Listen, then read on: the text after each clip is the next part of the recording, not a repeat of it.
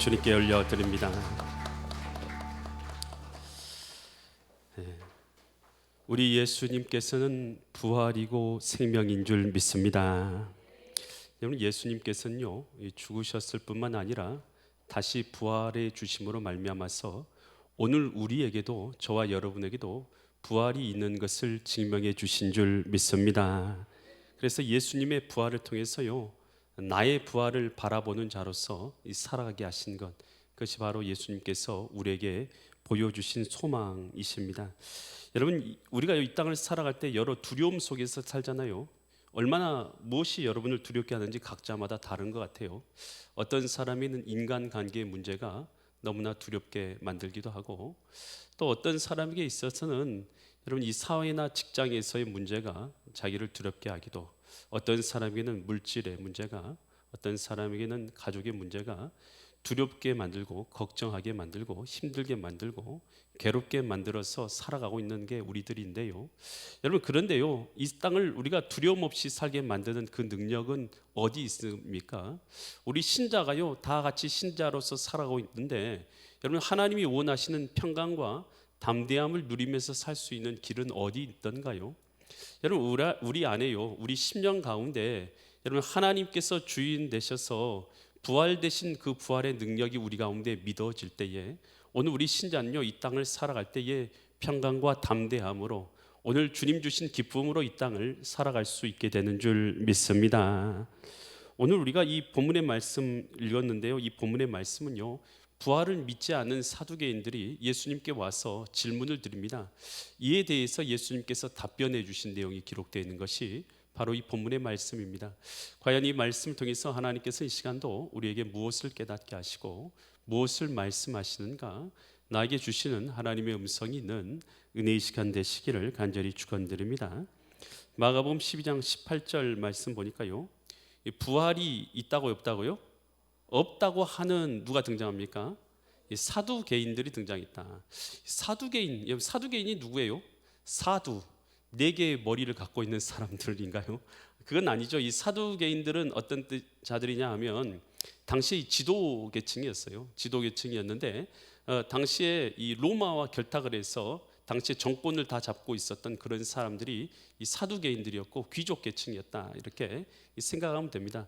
그래서 그들은요 당시 아주 큰 부를 누렸어요. 명예와 권력과 부와 권력을 다 가지고 있는 사람들이 사두개인들이었다, 이렇게 생각하면 돼요. 그래서 그들은요 지극히 현실주의자들이었습니다. 그래서 그들은 현실이요 너무 좋거든요. 그래서 그들은 내세에 대해서는 전혀 인정하지 않았습니다. 그래서 부활도 믿지 않았고, 또 그리고 내세도 믿지 아니했고, 또 천사도 믿지 않았습니다. 그들은 그냥 현실 세계가 끝이고 현실 세계가 전부다라고 이렇게 믿었습니다. 그러면서도 하나님을 섬겼어요.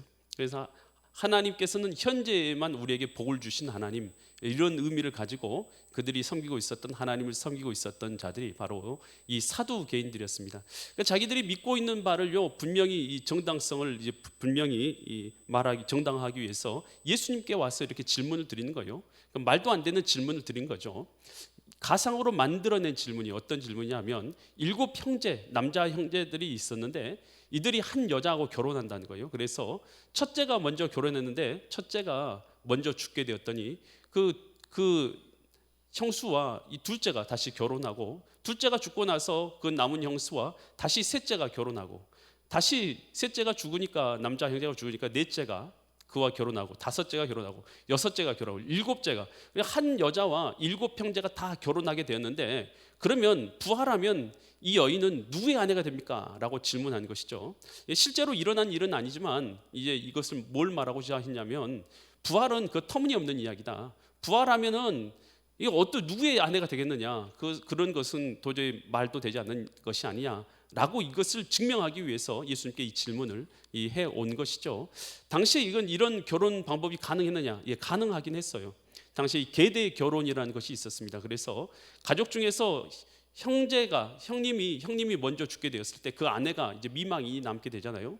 그러면 그 미망인이요, 여성 혼자가 당시에는 살 수 있는 길이 없었어요. 그래서 둘째 동생이 그 미망인과 결혼하게 됩니다. 그래서 이것이 일종의 사회보장 제도 같은 역할을 하고 있었던 것이에요. 그뿐만 아니라 만약 형이 자기 자녀 없이 죽게 되면 이 대가 끊어지면서 상속을 받을 수 있는 사람이 다 사라지게 됩니다. 그래서 형제의 재산을 그대로 지키기 위해서 그 형님의 가정의 재산을 지키도록, 또 상속받을 수 있도록 그 상속자, 첫 번째 낳은 자녀는 그 첫 번째 가족의 일원이 되도록 하는 것, 이것이 바로 계대 결혼의 그런 목적이었던 것입니다. 그런데 이런 질문을 예수님께 이제 해온 것이죠. 그랬더니 예수님께서 뭐라고 답변하셨는지 볼게요. 마가복음 12장 24절 보니까 예수님께 이렇게 답변하셨어요. 그들의 이 사두개인들의 질문에 대해서 예수께서 말씀하셨다는 거예요. 예수께서 뭐라고 말씀하냐면, 너희가 이 사두개인들이요, 그러니까 부활도 내세도 없고 그리고 현세가 전부고 또 그리고 이렇게만 믿고 있었던 사람들, 그들에게 뭐도 모른다고요? 뭘 몰라요? 성경도 모르고 하나님의 능력도 알지 못함으로 뭐 있다고요? 오해함이 아니냐. 주님께서 하신 말씀이에요. 그래서 이 신앙생활 하면서도 이 부활을 믿지도 않고 또 그리고 내세에 대해서도 믿지 않고 현세만이 전부라고 생각하면서 살아가는 사람들이 혹시 있다면, 주님께서 이 사두개인들에게 이렇게 말했어요. 너가 성경도 모르고 뭐도 모른다고요? 하나님의 능력도 모르니까 그렇게 오해하면서 신앙생활 하고 있다는 것이에요. 여러분, 우리가요 신앙생활 하더라도요 하나님의 말씀을 바로 알면서 신앙생활해야 될 줄 믿습니다. 성경 모르면 내 마음대로 해석해요. 귀어령, 이어령, 비어령 아닙니까? 코에 걸면 코걸이, 귀에 걸면 귀걸이라고 성경 구절 갖다가 아무렇게나 갖다 붙이면요 아무렇게나 만들 수 있어요. 여러분, 그거요 저 정도 되는 어떤 성경 지식 갖고 있는 사람은요 그렇게 하는 것은 아주 간단합니다. 하지만 여러분, 성경에서요 분명히 말하고자 하는 여러분 그 뜻을 알고 이해하고 신앙생활해야 될 줄 믿습니다. 이 사두개인들은요 모세 오경만 믿었어요. 다른 성경책을 믿지 않았어요. 그러니까 그들은 모세 오경에만 나와 있는 것을 믿었는데요, 그럼 모세 오경, 모세가 썼다고 생각되는 창세기, 출애굽기, 레위기, 민수기, 신명기, 여기에는 부활에 대해서 나와 있습니까? 안 나와 있습니까? 안 나와 있어요? 나와 있죠. 여러분, 아브라함이 그 몸이 죽은 것 같이 되었잖아요. 죽은 것 같이, 저번같이 그 나이가 99세, 100세가 되어 그 몸이 죽은 것 같이 되었어요. 사라도 나이가 90대가 되었어요. 그래서 경수가 끊어졌단 말이에요. 도저히 애를 낳을 수 없는 그런 상황 가운데 있었어요. 그랬을 때 하나님께서 그들에 나타나서 뭐라고 말합니까? 내년 이맘때에 너희가 자녀가 있을 것이라, 이렇게 약속해 주시죠. 그 말 그대로 그들은 이 자녀를 낳게 되죠. 이 아브라함은요 뭘 경험했냐면, 하나님께서는요 없는 것을 있는 것처럼 부르시고 죽은 자를 다시 살아나게 하실 수 있는 능력이 하나님인 것을 믿었다라고요 로마서 이 4장 17절에서 그렇게 말하고 있어요. 나중에 그렇게 아들을 100세에 낳게 된 아들이 이름이 뭐였어요? 이삭이라는 아이를 낳았잖아요. 근데 이삭이라는 아이를 낳았는데 그 아이가 잘 자랐죠. 하나님께서 그 아이를 통해서 하늘의 별처럼 땅의 모래알처럼 많은 후손들을 주리라, 그리고 땅의 대적들을 그 땅을 얻게 할 것이다, 그런 약속을 주셨던 약속의 자녀가 이삭 아니겠습니까? 그런데 하나님께서 한 12살, 13살, 14살쯤 되었을 때 하나님께서 짠 하고 다시 그에게 나타나서는 뭐라고 말씀하십니까? 그 이삭을 어디로 데려갔어요? 모리아산에 들어가서 뭘로 드리라고요? 번제로 드리라라는 하나님의 말씀을 이제 이 아브라함에게 주셨죠. 근데 아브라함이 그 말씀에 순종합니까? 순종 안 합니까? 물론 잡아서 죽이진 않았지만 죽이려고 하는 순간에 하나님께서 그에게 나타나서 아브라함아, 내가 너 믿음 봤다라고 하면서 그를 그치게 하셨죠. 그렇지만 아브라함이 그 행동할 때에 어떤 마음과 어떤 생각을 가지고 아브라함이 그런 행동과 그 하나님께 그런 믿음의 행동을 했는지 로마서, 히브리서 11장 17절로 19절에서는 이렇게 해석해 주고 있어요. 아브라함이 시험을 받을 때에 믿음으로 이삭을 뭐 있어요? 드렸으니 그는 이삭은 약속을 받은 자다. 그러니까 그의 후손을 통해서 대대손손 또 그리고 하늘의 별처럼 땅의 모래처럼 그렇게 많아지려 하는 약속을 받은 자지만 그 외아들 하나밖에 없는 아들을 뭐 있다고요? 드렸느니라. 18절 계속 보면 그에게 이미 말씀하시기를, 아브라함이 말씀하시기를 내 자손이라 칭할 자는 누구였다고요? 야, 내 자손은 다른 사람 아니야, 이삭이 내 자손이야 라고 그렇게 말미암으리라 하셨지만 19절, 그가 하나님이 능히 이삭을 뭐한 자 가운데서요? 죽은 자 가운데서 다시 살리실 줄로 뭐 있어요? 생각했다. 여러분, 아브라함이 그러니까 이삭을 드릴 때 어떤 마음을 가지고 드렸다는 거예요? 하나님께서 죽은 자 가운데서도 다시 이삭을 뭘로 믿었어요? 여러분, 우리 하나님은요, 죽은 자도 살리신 하나님이십니다. 그런 하나님으로 아브라함은 믿었다는 거예요. 이것이 무슨 신앙입니까? 부활 신앙이죠. 그러니까요, 아브라함은 어떤 믿음 갖고 신앙생활을 했냐는 거예요. 아브라함의 신앙이 어떤 믿음이었냐는 거예요. 하나님은 없는 것을 있는 것처럼 부르시고 죽은 자도 살리시는 하나님인 것을 믿은 줄 믿습니다. 여러분, 우리 조상, 믿음의 조상인 아브라함이 어떤 믿음 갖고 신앙생활을 했냐? 부활의 믿음을 갖고 신앙생활하는 거예요. 하나님이 살아계신 것과 죽은 자도 다시 살리시는 그 능력을 갖고 계신 하나님이라는 사실을 그도 믿고 신앙생활했다는 거예요. 오늘 우리가 신앙 성경을 몰라서 그러죠. 성경에 나와 있는 창세기부터 아브라함부터 모든 믿음의 사람들은 이 부활의 신앙이 있는 믿음의 사람들인 줄 믿습니다. 여러분, 일본의 유명한 과학자이면서 이 신앙인이었던 우찌무라 간조라는 사람이 있습니다. 그는요, 이 복음 전파를 많이 했는데요, 대학교에서 이 복음 전파를 하는데 어떤 한 학생이 와서 이런 말을 해요. 선생님, 제가 성경을 믿고 싶습니다. 그런데 성경에서 예수님이 무리를 걸었다든지 죽었다가 살아났다든지 라는 이런 것은 빼고 믿으면 안 됩니까? 왜 비이성적이고 비상식적인 것을 믿도록 하십니까? 라는 이런 질문을 한 거예요. 그리고 우찌무라 간조가 이 말을 딱 듣고 나서는 이렇게 말했어요. 학생, 창세기 1장 1절이 뭔 줄 아는가? 태초에 하나님이 천지를 창조하시니라. 하나님께서 무에서 이 세상 만물을 지으셨다는 말이네. 성경 끝이 마지막 장이 무엇인 줄 아는가? 요한계시록 마지막이 내가 진실로 속히 오리라 라고 주님께서, 부활하신 주님께서 다시 오실 것을 약속하신 말씀이네. 이 성경 전체가 초자연적인 기적의 이야기라네. 성경은 하나님의 능력을 말해주는 기적의 이야기네. 성경에서 하나님의 능력과 기적을 뺀다면 표지 말고는 남은 것이 없네 라고 말했어요. 여러분, 이 성경 전체는요, 여러분, 하나님의 능력을 보여주고 있는 줄 믿습니다. 여러분, 기적을 안 믿어지시세요? 여러분, 그러면 하나님이 천지를 지었다는 걸 어떻게 믿으시겠어요? 여러분, 이 세상 만물, 예수님께서 죽으셨다 살아났다는 걸 어떻게 믿어요? 여러분, 이 성경에요, 기적을 빼면요 아무것도 남는 것이 없는 것입니다. 여러분, 이 성경 내용은요 하나님의 능력에 대해서 말해주고 있는 책인 줄 믿습니다. 그래서 성경은요 예수님의 부활을 말해주고 예수님의 능력과 하나님의 능력을 말해주고 있는 것이에요. 그래서 초대교회 신앙인부터 모든 신앙인들은 뭘 갖고 있었냐면 부활에 대한 믿음의 신앙을 갖고 있었던 것이에요. 나는 죽어도 주님의 때에 다시 부활하게 될 것이다. 주의 능력으로 부활하게 될 것을 믿었던 거예요. 또 우리의 영혼은 주님이 다시 오시는 그 순간까지 우리는 낙원이라는 곳에 있다가 오늘 주님께서 재림하시는 그 순간에 오늘 우리도 부활의 영광의 몸을 입게 될 것이라는 이 믿음을 갖고 산 줄 믿습니다. 그래서 바울은요 감옥에서 그는 이제 순교를 앞두고 있었죠. 얼마 있지 않으면 죽게 되는 그 순간에서 그는 디모데에게 편지를 보내면서 이렇게 편지를 썼어요. 디모데후서 4장 8절 말씀이네요. 같이 봅니다. 이제 후로는 뭐가 예비됐다고요? 의의 면류관이 예비되었으므로 주곧 의로 오신 재판장이 그날에 내게 주실 것이, 그날이라는 것은 주님 만나게 된 그날에 내게 주실 것이며 내게만 아니라 주의 나타나심을 사모하는 모든 자에게는. 여러분, 바울이요 순교를 앞두고도 자기를 죽이는 목 베는 사람을 전도했어요. 도대체 그런 담대함과 그런 믿음이 도대체 어디서 나왔는가? 여러분, 도대체 어디서 그런 담대함이 나와서 자기를 목 베는 사람에게 순교하면서 복음을 전파하고, 여러분 순교하는 많은 사람들이 그렇게 죽어가지 않습니까? 도대체 그 믿음이 어디서 나오냐는 거예요.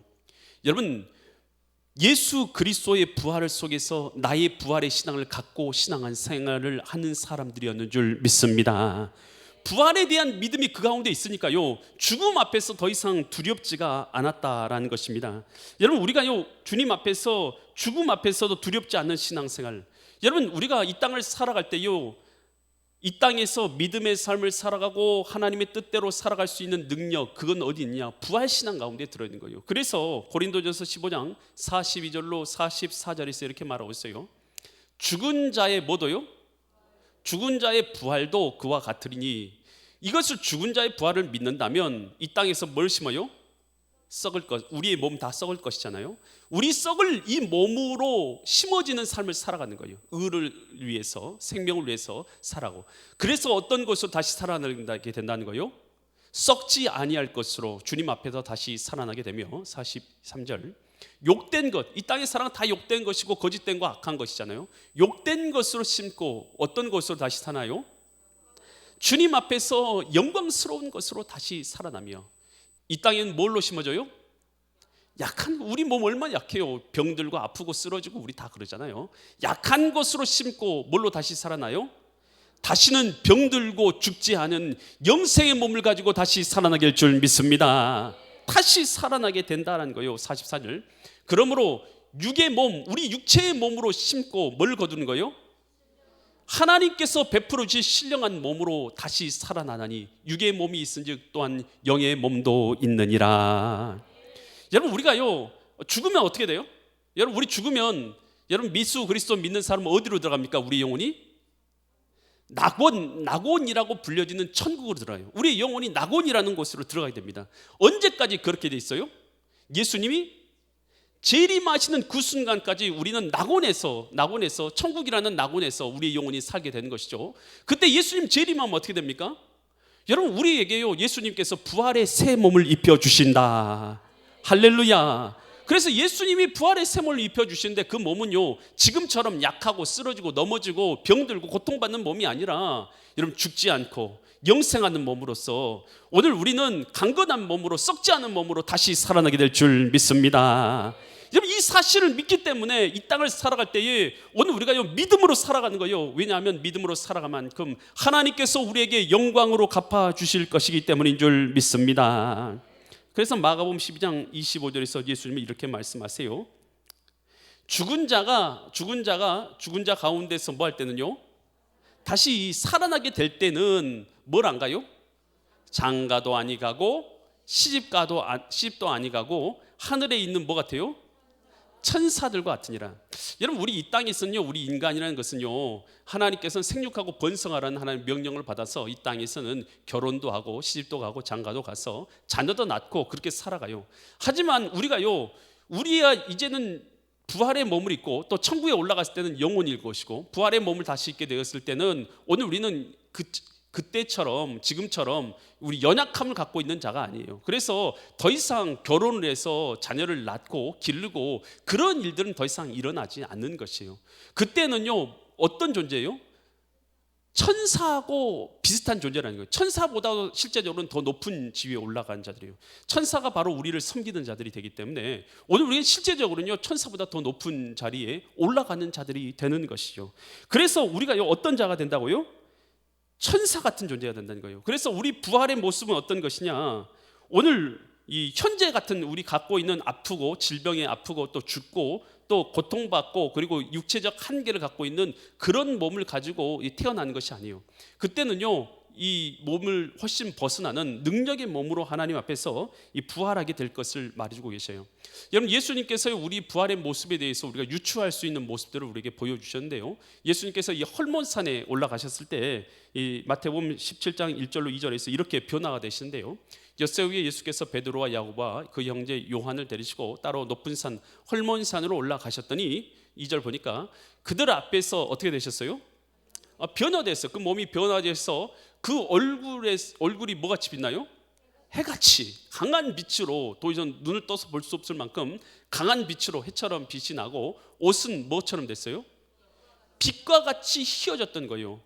예수님께서 부활하신 그 우리가 부활의 모습을 입게 된 모습이 어떤 모습인지 우리는 완전히 알 수는 없어요. 하지만 성경에서는 우리에게 유추할 수 있게 해주셨어요. 영광의 광채를 입은 모습으로 우리가 변화하게 될 줄 믿습니다. 여러분, 예수님께서 우리가 부활하실 때요, 우리의 인격이나 우리의 정체성이 다 사라진 채로 우리가 부활하게 됩니까? 전혀 다른 사람으로 우리가 부활하게 되냐는 것이에요. 그렇지 않아요. 예수님께서 부활하셨을 때, 제자들에게 나타났을 때 예수님을 제자들이 알아봤습니까? 몰라 알아봤습니까? 알아봤죠. 예수님께서 못자국 난 손을 보이시고 옆구리를 창자국 난 창자국을 보여주시면서 말씀하셨잖아요. 그러면서 내 모습이, 내 손자국이, 못자국 난 손이 여기 있다 하면서 도마에게 넣어보라고 이렇게 말씀하셨죠. 그래서 우리의 정체성, 그러니까 우리가요 부활했는데 완전히 다른 모습이 가지고 우리 정체성이 완전히 사라져서 도저히 알아볼 수 없는 모습으로 부활하거나 그런 것이 결코 아니다라는 거예요. 똑같은 정체성을 가지고 우리 자신도 알아볼 수 있는 정체성을 가지고 부활하는데 영광을 입은 모습으로 부활하게 될 것에 대해서 말해주고 있는 거예요. 그래서 어떤 잘못 성경을 이해하는 사람들은 우리가 뭐 부활하는데 우리가 다른 사람의 영혼이 우리 몸에 들어와서 다시 부활을 한다든지 우리가 다른 정체성을 가진 사람은 부활한다고 생각하는 것은요 성경에 대해서 전혀 알지 못하는 거예요. 그냥 잘못된 자기 상상과 추측을 통해서 부활에 대해서 말하는 것이지, 성경에서 말하고 있는 우리의 부활은요 나의 정체성을 그대로 가지고 있는 나의 영혼이 새로운 육체를 입게 되어져서 부활하게 되는 것을 말하고 있는 줄 믿습니다.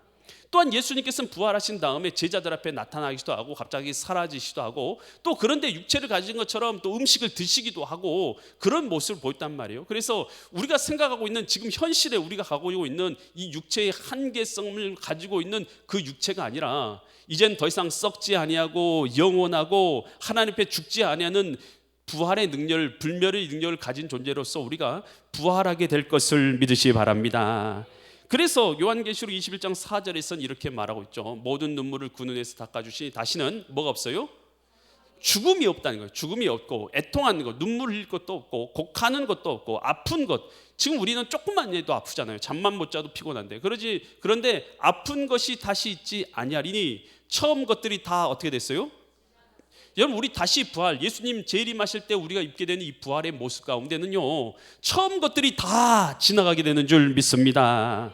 그래서 고린도전서 15장 20절에서 이렇게 말하고 있죠.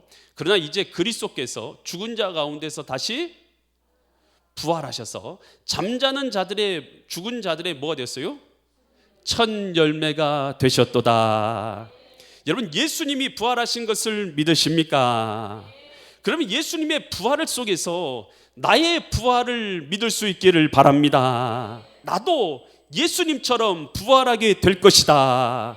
이 소망을 가지고 이 땅을 살아가는 자들. 그래서 우리는요 더 이상 아프지도 슬프지도 고통스럽지도 죽지도 않는 영광의 부활의 모습을 갖고 주님 앞에서 온전한 모습으로 부활하게 될 것이다 라는 것을 성경에는 말해주고 있어요. 그러면서 마가복음 12장 26절로 27절에서 이렇게 말해주고 있어요.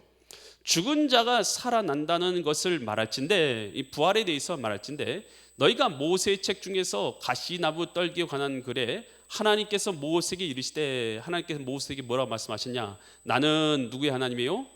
아브라함의 하나님이요 이삭의 하나님이요 야곱의 하나님이로 하신 말씀을 읽어보지도 못했느냐, 이렇게 이제 사두개인대로 말씀하신 것이죠. 그러면서 하나님은 어떤 자의 하나님이 아니에요? 죽은 자의 하나님이 아니요 산 자의 하나님이라 너희가 크게 오해하였도다. 여러분 아브라함, 이삭, 야곱은 지금 어디 있습니까? 낙원이라고 하는 천국에 그의 영혼이 있는 줄 믿습니다. 그 사람들이 다 영혼이 죽으면 소멸되어서 없어졌어요? 여러분 그 영혼이 없어지고 소멸되어 버린 것입니까? 그렇지 않죠. 아브람도, 이삭도, 야곱도, 다니엘도, 삼손도 다 어디 있어요? 천국에 있어요. 천국이라는 곳에 그들의 영혼이 다 있는 것이죠. 언제 그러면 그들이 부활하게 돼요? 예수님 재림하시게 될 때. 언제요? 예수님 재림하시는 순간 그들이요 그들의 정체성을 가지고 그들이 육체를 입게 되는데, 현재 우리 같은 몸이 아니라 예수님이 입으셨던 부활의 몸과 같은 영광의 몸으로 입고 부활하게 될 줄 믿습니다. 그래서 우리는요 우리보다 먼저 천국에 간 믿음의 사람들이 있으신가요? 여러분 주변에 여러분의 아버님이나 어머님이나 여러분의 할아버지나 여러분보다 먼저 천국에 가신 분들이 있으신가요? 예수님 잘 믿다가 돌아가신 분들이 있는가요? 여러분 그런 분들이 있다면 여러분 어떤 생각이 있습니까? 여러분 이 부활과 천국에 대해서 믿는 믿음을 갖고 있는 사람은요 여러분 어떤 마음이냐면, 나도 때가 되면 죽어서 낙원에서 천국에서 그들과 다시 만나서 기쁨의 영광을 함께 누리게 될 것을 바라보는 믿음이 있는 줄 믿습니다. 그래서 유리 신자들은 이 믿음이 있는 거예요. 그래서 우리는 소망 있는 믿음을 가지고 이 땅을 살아가는 자들이다라는 것입니다. 그래서 오늘 우리는요, 천국에 가면 아브라함, 이삭, 야곱, 다니엘, 삼손, 여러분 그분들 다 만날 뵐 거예요. 그래서 만나서 인사하실 거예요. 아, 잘 계셨냐고 이야기 많이 들었다고. 아브라함 선생님 이야기 정말 많이 들었습니다. 그때 어떻게 믿음으로 그렇게 잘하셨어요? 아, 모세 선생님 이야기 정말 많이 들었습니다. 참 온유함으로 잘 믿음으로 이기셨던 거 제가 많이 들었습니다. 우리가 찾아가서요, 그분들에게 대화하고 이야기하며 믿음의 이야기들을 나누게 될 줄 믿습니다. 모세와 엘리야, 마태복음 17장 3절 보니까 예수님께서 헐몬산에서 변화되었을 때 이런 모습을 갖췄다라고 말해주는데요, 마태복음 17장 3절 보면 그때 누가 나타났어요? 모세와 엘리야가 예수와 더불어 말하는 것을 그들에게 뭐 있어요? 보였다. 모세와 엘리야는 죽고 사라져버린 게 아니에요. 모세와 엘리야도 낙원에서 살아있는 줄 믿습니다. 모세 엘리야 살아있어요. 그러다가 그들이 헐몬산에 갔을 때 나타난 거 아니겠어요? 그래가지고 예수님과 대화하는 모습을 그들이 본격한 게 아니겠어요? 여러분, 이 부자와 거지 나사로가 죽었을 때에, 여러분, 부자는 떨어져서 지옥에 음부에 떨어지게 되었고, 이 거지 나사로는 어디로 갔어요? 낙원, 천국으로 갔죠. 그때 보니까 누가복음 16장 22절과 23절 보니까 이렇게 말하고 있어요. 이에 거지가 죽어서 천사들에게 받들여서 어디 갔어요? 천국에 가긴 갔는데 누구 품에 안겼다고요? 아브라함의 품에 들었다. 아브라함이 천국에 있습니까, 없습니까? 있다는 거예요. 아브라함도 있는 줄 믿습니다. 우리 죽으면요, 천국에요, 사람 혼자 있고 그런 거 아니에요. 많은 믿음의 선지들이 보고 있고 듣고 있고 바라보고 있는 거예요. 그곳에 다 있어요. 그래서 아브라함의 품에 안겨 있다는 것이에요. 여러분, 그래서 천국에 가면 먼저 간 믿음의 선지들이 다 그곳에서 우리를 기다리고 있는 줄 믿습니다. 여러분, 미국에 이 스탠포드 대학이 있어요. 이 스탠포드 대학을, 이름이 왜 스탠포드 대학인 줄 아세요? 이것은요, 스탠포드라는 사람이 세웠기 때문에 스탠포드 대학입니다. 여러분, 이 스탠포드라는 사람은요, 그 사람은 캘리포니아 출신의 상원 의원이었습니다. 큰 부자였어요. 그 지역에서 큰 지주였습니다. 그런데요, 외아들이 있었어요. 아주 잘생기고 공부 잘하고 똑똑한 외아들이 한 명 있었습니다. 근데 그 외아들이요, 갑자기 어느 순간 무슨 일인지 병 들어가지고 갑자기 죽게 돼버린 거예요. 그러니까요, 이 스탠포드가 굉장히 큰 극심한 스트레스에 빠져가지고 이 말하는 것을 잃어버렸어요. 언어 실어증에 걸려버렸어요. 말도 못해요. 더 이상 아무 말도 못하는 그런 실어증에 빠져가지고 고통가지면서 몇 날 며칠을 계속해서 지내고 있는 거예요. 그런데 갑자기요, 어느 날 꿈속에서요, 갑자기 환상이 열려진 거예요. 그러면서 그 죽었던 외아들, 그 아이들이 자기에게 나타난 거예요. 그러면서 아버지에게 이렇게 말하는 거예요. 아버지, 저는 부활하신 예수님 곁에 있습니다. 저 대신에 청년들을 도와주세요 라고 나타나서 그렇게 말하는 거예요. 그 모습을 보니까요, 슬픔에 담겨 있고 언어 말을 잃어버렸던 그가요, 기쁨이 회복되는 거예요. 감사가 회복되는 거예요.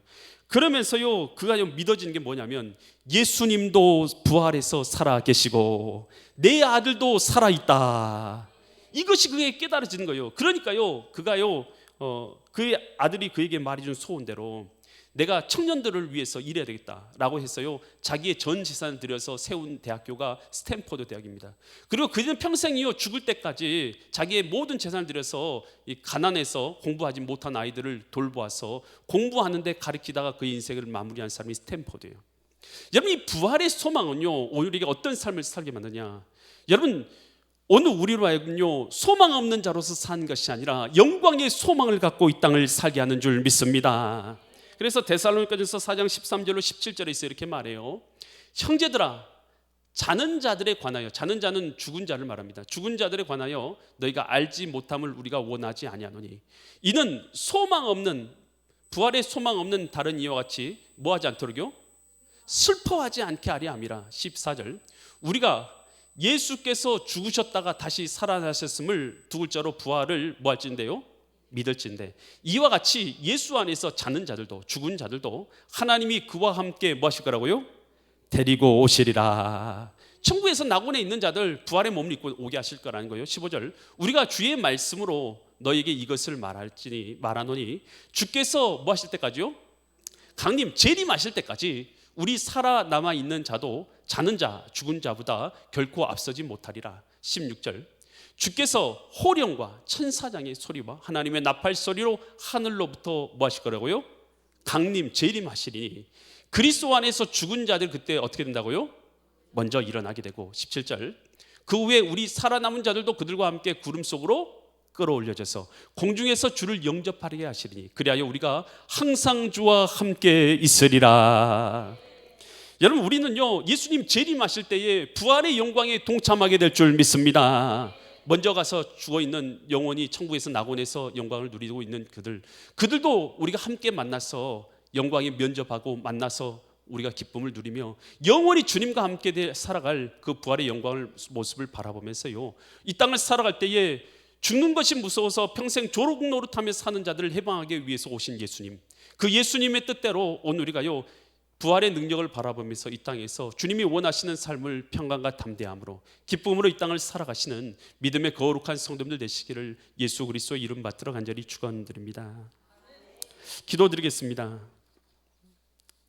하나님 아버지, 부활 신앙을 잃어버린 채 신앙생활하는 자들도 있었음을 고백합니다.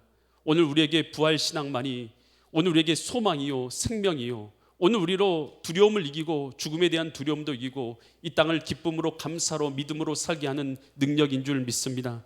예수님 부활을 통해서 우리 부활을 바라볼 수 있도록 허락하여 주셔서 감사드립니다. 예수 부활 속에서 나의 부활의 소망을 바라보며 믿음의 승리의 삶을 살아가는 참된 크리스찬들 되게 하여 주시옵소서. 성삼위 아버지 하나님께서 이 시간도 우리 가운데 함께 하셔서 홀로 영광 받으실 걸 믿사와서 존귀하신 예수 그리스도의 이름 받들어 간절히 기도드립니다. 아멘. 모든 영광을 주님께 올려드립니다.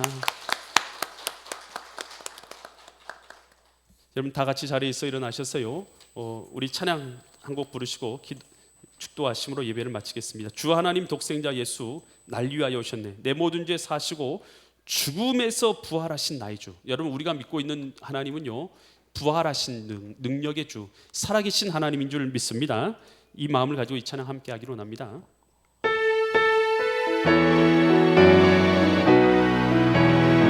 우리 박수로 찬양합니다. 독생자 예수 날 위하여 오시었네. 내 모든 죄 용서하시고 죽음에서 부활하신 나의 구세주, 살아계신 주, 나의 참된 소망, 걱정 근심 전혀 없네. 사랑의 주 내 갈 길 인도하니 내 모든 삶의 기쁨들 충만하네. 주 안에서 거듭난 생명 도우시는 주의 사랑, 참 기쁨과 확신 가지고 예수님의 도우심을 믿으며 살리. 살아계신 주, 나의 참된 소망, 걱정 근심 전혀 없네. 사랑의 주 내 갈 길 인도하니 내 모든 삶의 기쁨들 충만하네.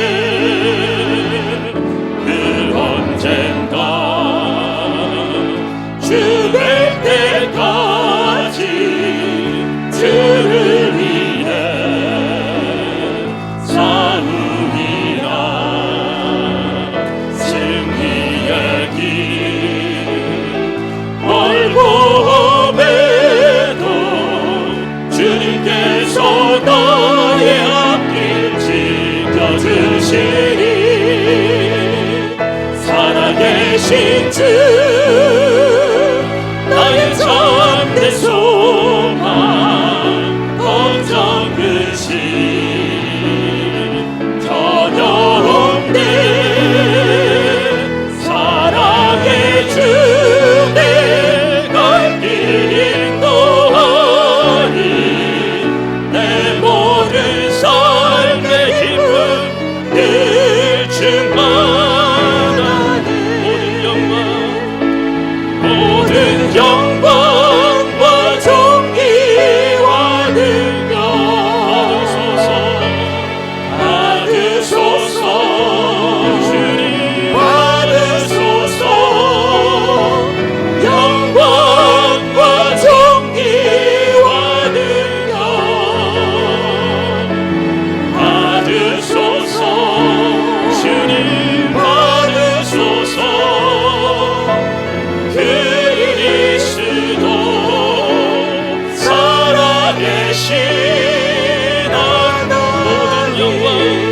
모든 영광과 존귀와 능력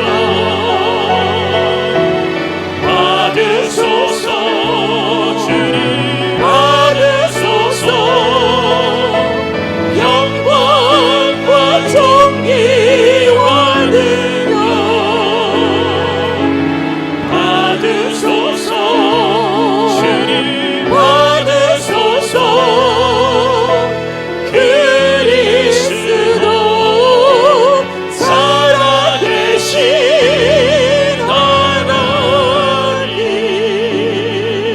하나님 기도드립니다. 하나님 아버지 오늘 예수 그리스도께서 부활하심으로 말미암아서 우리에게 부활이 있음을 보여주시고 증명해 주셔서 감사를 드립니다. 이제 이 부활 신앙이 우리 가운데 산소망되게 하여 주시어서 현재의 두려움을 이기게 하시고 염려를 이기게 하시고 걱정과 근심을 이기고 믿음으로 살아갈 수 있는 능력이 되게 하여 주시옵소서. 오늘 우리가 죽은 신앙으로 살아가지 않게 하여 주시고 살아서 역사하는 부활 신앙으로 살아가게 하여 주셔서 살아있는 하나님과 교제하며 은혜를 누리며 살아가는 믿음의 사람들 되게 하여 주시옵소서. 이제는 내가 곧 길이요 진리요 생명이 되시는 예수 그리스도의 은혜와 하나님 아버지의 극진하신 사랑하심과 성령 하나님의 감화감동 내주교 동하심의 역사가 오늘 예배를 참석하고 예수 그리스도의 부활을 통해서 나의 부활을 바라보며 부활 신앙으로 살기로 다짐하는 모든 성도들의 머리 위에 그 직장과 사업체 위에 자녀들 위에 엘림 재단 위에 이날이 민족 위에 전세에 흩어져 있는 주님의 교회 위에 이제부터 영원토록 함께 있을지어다. 아멘.